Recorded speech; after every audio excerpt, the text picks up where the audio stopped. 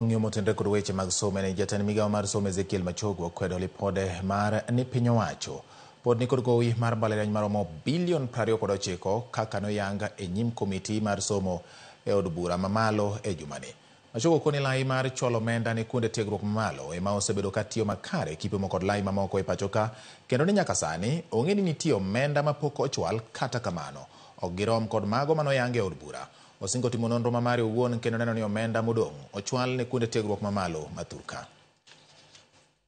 We are not having any such program in universities because actually if you look at the total amount that was allocated this financial year and so far what we have been able to get in terms of exchequer release, government has been able to do very well.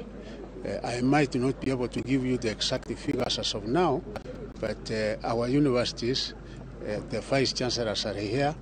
Even sometime in May, we were able to release exchequer.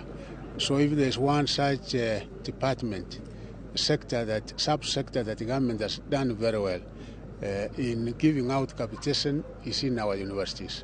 And also moving forward before the end of the financial year, I know that we are yet to release some more, which will be the final release in that particular subsector this financial year. So we have not had any such serious problem as far as the release of capitation is concerned in our higher running institutions.